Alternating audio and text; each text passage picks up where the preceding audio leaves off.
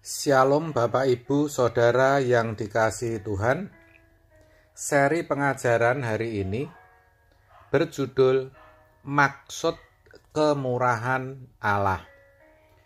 Kita akan baca apa yang tertulis dalam Roma 2 ayat yang keempat. Demikian. Maukah engkau menganggap sepi kekayaan kemurahannya, kesabarannya, dan kelapangan hatinya? Tidakkah engkau tahu bahwa maksud kemurahan Allah ialah menuntun engkau kepada pertobatan? Saudara, berbicara kemurahan Allah bagi umat perjanjian baru harus selalu dipahami dalam bingkai keselamatan, di mana manusia bisa dikembalikan ke rancangan semula. Jadi, adalah salah atau kurang tepat kalau kemurahan Allah dihubungkan dengan hal-hal lahiriah atau pemenuhan kebutuhan jasmani. Itulah sebabnya dengan tegas ayat ini menyatakan bahwa kemurahan Allah diberikan dengan maksud agar manusia mau bertobat. Juga diingatkan agar kita jangan menganggap sepi kekayaan kemurahannya, kesabarannya, dan kelapangan hatinya. Artinya, kalau kita berbuat dosa atau hal-hal yang tidak berkenan di hadapan Allah, dan Allah tidak segera menjatuhkan hukuman, itu bukan berarti Allah tidak tahu perbuatan kita, atau Dia lalai dan membiarkan. Bukan begitu, saudara. Itulah sesungguhnya kekayaan kemurahannya, kesabaran dan kelapangan hati Tuhan yang tidak boleh kita pandang enteng, saudara. Sebaliknya, kita harus memperhatikan sungguh-sungguh kemurahan itu, yaitu dengan cara menghasilkan buah pertobatan yang sesuai dengan kehendak Allah. Kita harus bisa memahami pikiran dan perasaannya, bahwa Dia tidak menghendaki seorang pun binasa, tetapi supaya semua orang berbalik dan bertobat. Makanya Allah tetap sabar. 2 Petrus 3 ayat 9. Itulah sebabnya kita harus mengerti betul maksud kemurahan Allah itu. Caranya dengan menghayati bahwa akan terjadi suatu keadaan yang sungguh mengerikan, di mana langit, bumi, dan segala yang ada di dalamnya, semua unsur-unsurnya akan hilang lenyap dalam nyala api. Langit menjadi gelap, dan jika hari itu tiba, kita tidak lagi memiliki kesempatan untuk bertobat. 2 Petrus 3 ayat 10.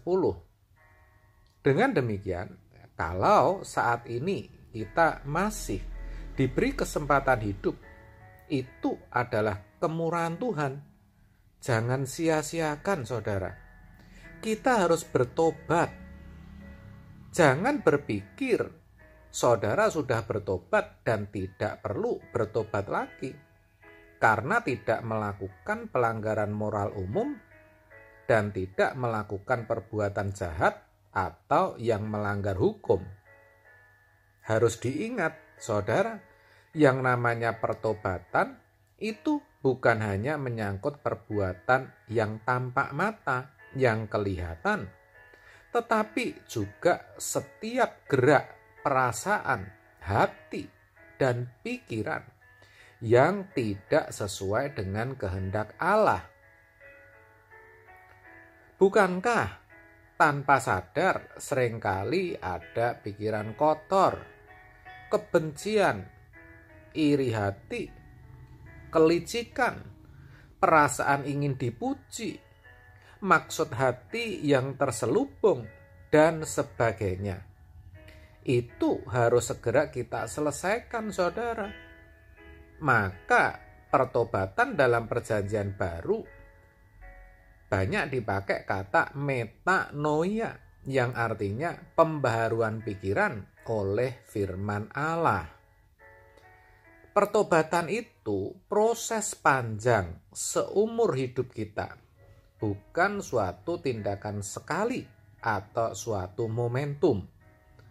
Orang yang tidak menyadari hal ini tidak mungkin memperkarakan hidupnya, tidak mungkin melakukan pertobatan secara benar, karena merasa tidak ada yang perlu dipertobatkan.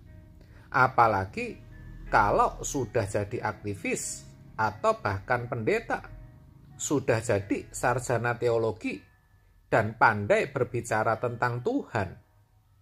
Padahal sesungguhnya masih banyak kemelesetan atau ketidaktepatan dalam hidupnya.